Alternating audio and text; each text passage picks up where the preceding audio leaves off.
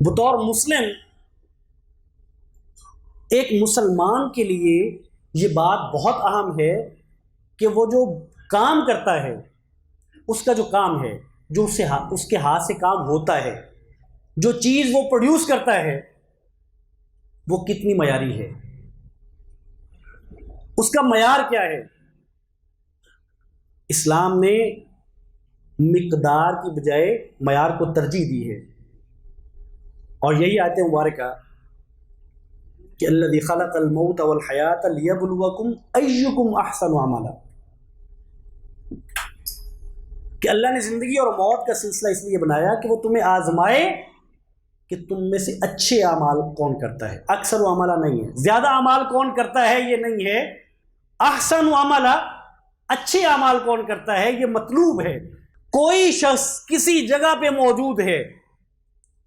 ایک استاذ، ایک ٹیچر،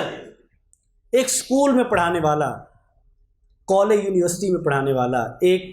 دینی ادارے میں پڑھانے والا، کیا وہ اپنی پوری صلاحیت سے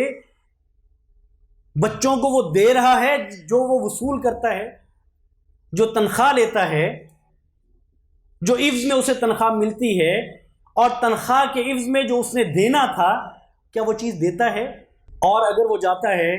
وہ اپنی حاضری لگاتا ہے، اور حاضری لگا کے ان اور آؤٹ لگا کے آ جاتا ہے،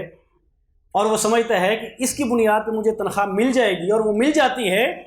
تو یہ بددیانتی ہے، یہ کرپشن ہے، اور اس کا اللہ کے ہاں حساب ہوگا۔